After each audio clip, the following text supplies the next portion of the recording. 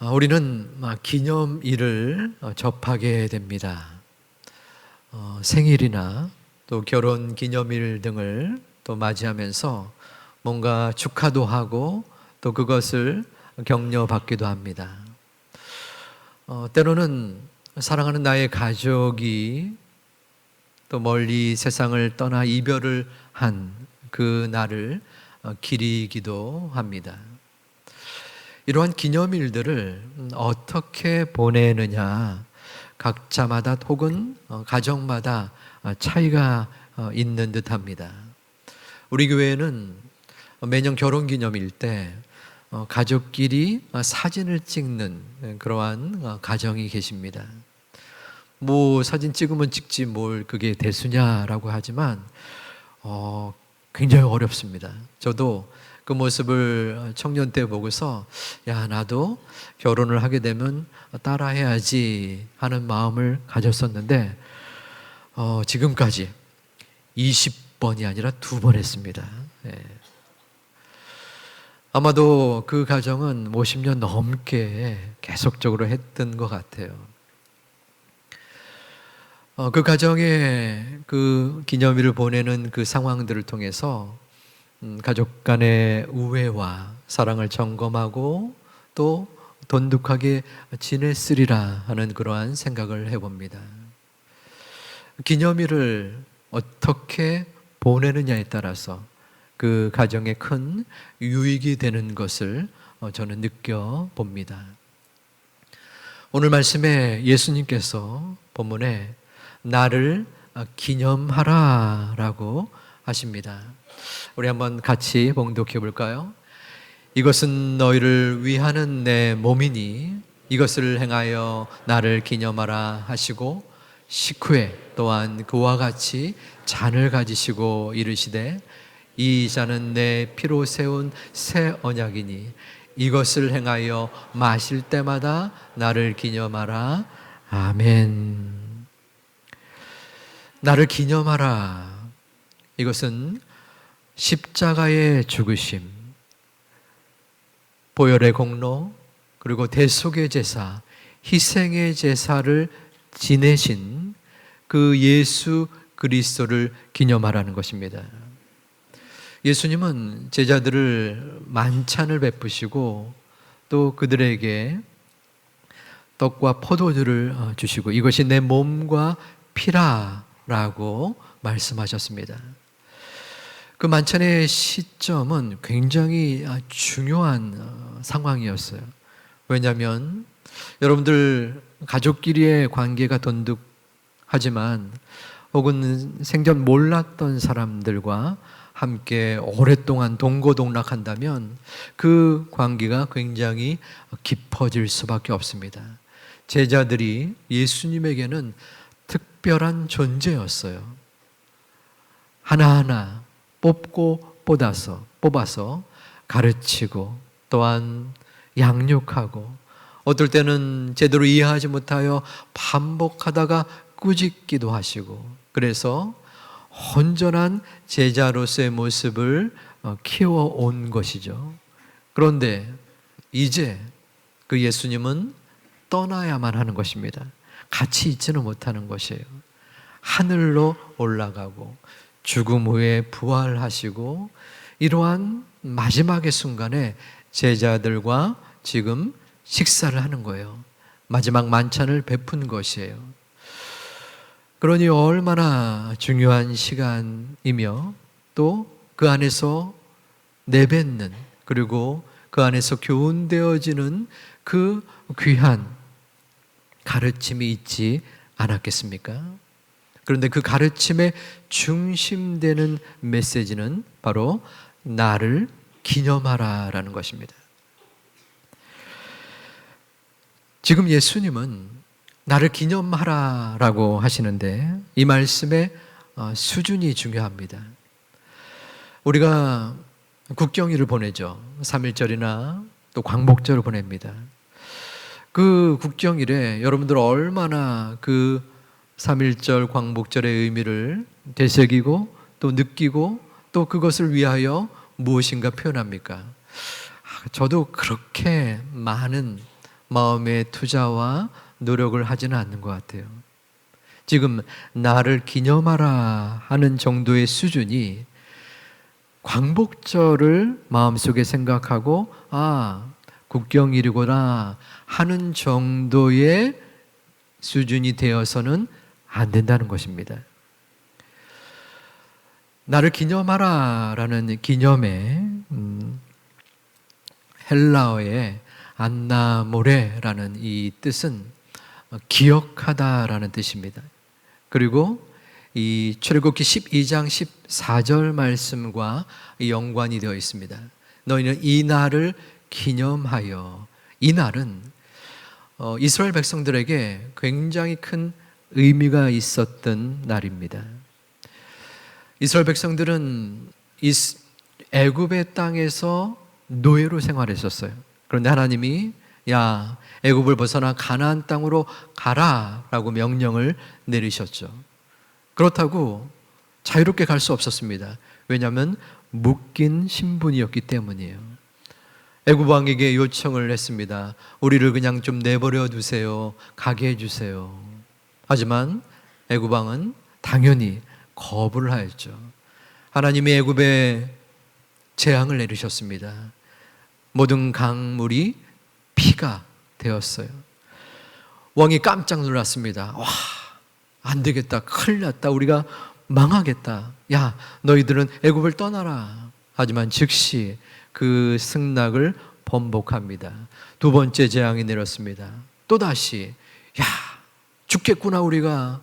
너희는 떠나라 라고 했지만 또다시 번복하고 이 같은 패턴을 9번 행하게 됩니다. 이제는 하나님께서 10번째 재앙을 이 애굽 땅 위에 내리는데 그것은 죽음의 재앙이었습니다. 애굽 가정의 모든 장자들을 죽음으로 몰아가는 그러한 형벌이 임하게 된 것입니다. 하지만 이스라엘 백성들에게는 피할 길이 있었습니다. 하나님의 은혜로 그 죽음을 벗어날 수 있었던 것입니다. 문설주와 문설주 기둥에 양의 피를 바르면 그 죽음의 사자가 그 집을 피해 가는, 바로 피는 죽음인 동시에 생명이었습니다.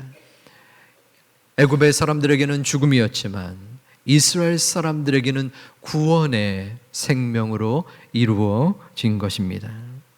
그러므로 출애굽기 12장에서의 이 날은 바로 이스라엘 백성에게 생명이냐 죽음이냐를 가름하는 두려움과 공포의 날이기도 했습니다.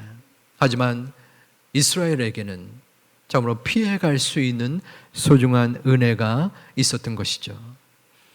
하지만 애굽 사람들 또한 그 문설주에 양의 피를 발랐더라면 그 죽음의 그림자에서 벗어날 수 있었을 것입니다.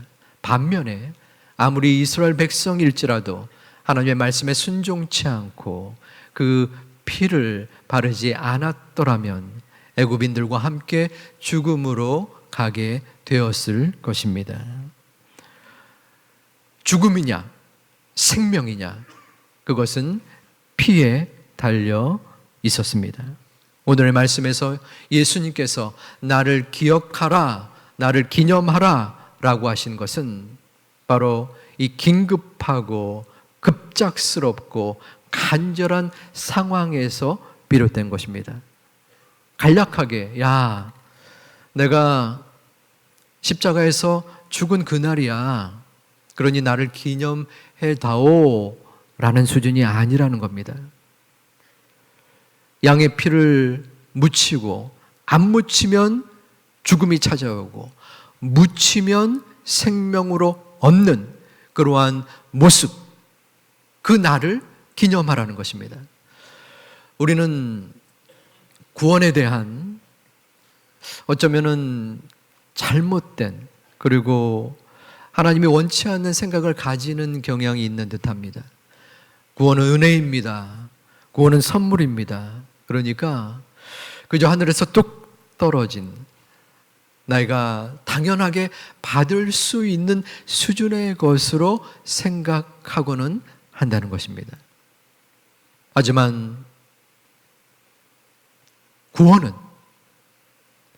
있어도 되고 없어도 되는 것이 아니라 죽음과 생명의 그 갈림길에서 생명으로 이끌어주는 절실하고 간절한 하나님의 축복인 것입니다. 예수님은 이 땅에 오셔서 온갖 모욕과 조롱을 당하셨습니다. 그리고 우리를 불쌍히 여기시사 아무런 죄 없는 분이 우리의 죄를 대신하여 십자가 위에서 피 흘리셨습니다. 그 피 흘림으로 우리는 하나님의 자녀가 된 것입니다. 우리의 능력이 아닙니다. 우리의 믿음의 수준이 아닙니다. 부모님의 기도 때문이 아닙니다. 그 이유가 무엇인지는 모르겠지만 너무나 미천하고 너무나 불충하고 죄악투성이었던 나를 주님께서 일부러 이 땅에 오셔서 자신의 생명을 포기하면서까지 우리를 구원하신 그 사랑, 그 마음, 그 생각, 그러기에 우리는 그 주님을 기억하고 기념하는 것입니다. 그 주님의 기념의 이 목소리를 마음속에 받아들여서 주님 앞에 온전하게 내 마음과 믿음과 생명을 이 성찬의 예식 때 보여드리고 또한 치유되어지고 회복되어지기를 주님의 이름으로 축원드립니다. 금요일 날 금요 성령 대망 기도회에 강명식 교수님 찬양 사역자가 오셔서 말씀과 찬양의 나눔을 가졌었습니다. 그 강 교수님이 집회 가운데 이전에 지하 교회에 찬양 집회를 나갔었던 그 시간을 말씀을 하시더라고요. 아마도 공산국가, 우리 대륙으로 연결된 가까운 나라, 그 나라이지 않나 생각이 들었습니다. 집회가 2시간 전에 도착해서 여러 가지 각기들을 또 만지고 찬양 리허설을 했었겠죠. 그런데 이미 성도님들이 2시간 전에 와 있더래요. 그래서 조금 어디 다른 데 가주실 수 있냐 하니까 날씨도 좋고 괜찮습니다 하면서 그 성도님들이 계시는 가운데 준비를 했는데 그 준비 가운데도 열정적으로 찬양했던 그 모습을 말씀하셨습니다. 이제 집회가 시작됐습니다. 그 교수님이 성도들에게 질문을 집회 가운데 하셨대요. 주님을 사랑하십니까? 아멘. 주님의 구원에 대한 감사가 있으십니까? 아멘. 천국의 소망이 있으십니까? 아멘. 그리고서 마지막 물음을 할까 말까 망설였다고 합니다. 그러면 그 물음이 무엇이었냐면은 하루라도 빨리 예수님의 품 안에 안기기를 소망하십니까? 아멘이 하나도 없네요. 왜 망설였을까요? 자, 하루라도 빨리 주님의 품에 안기려면 어떻게 됩니까? 운명을 달리해야겠죠. 네.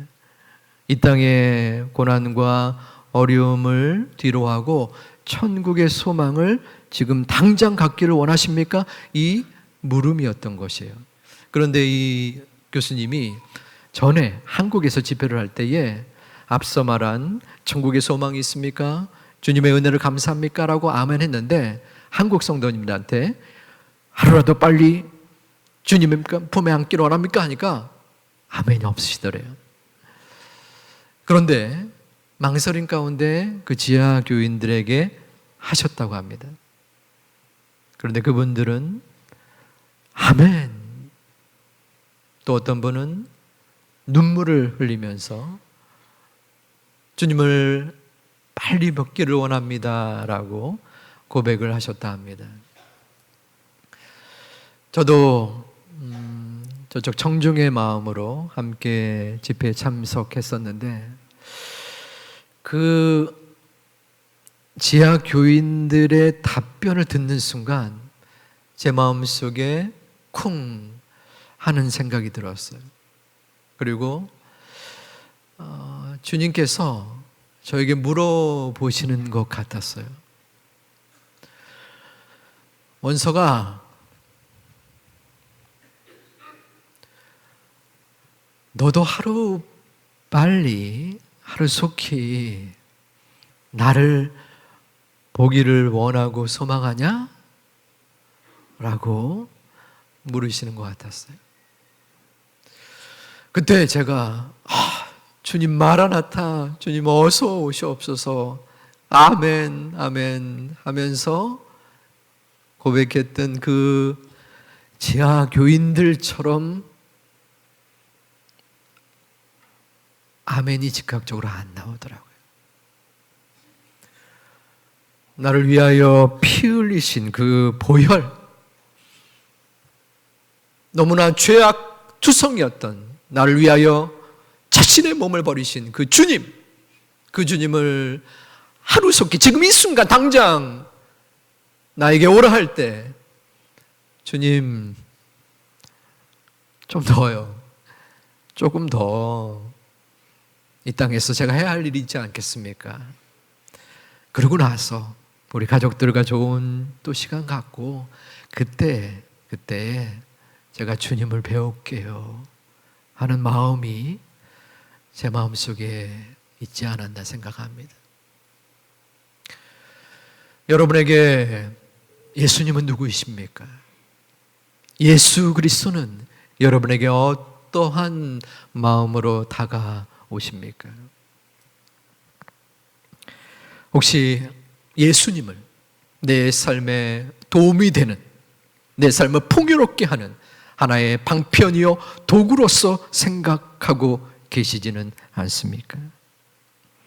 주님의 죽음과 부활은 분명히 우리들을 위한 것임은 맞습니다. 하지만 주인공은 내가 아닙니다. 우리가 아닙니다.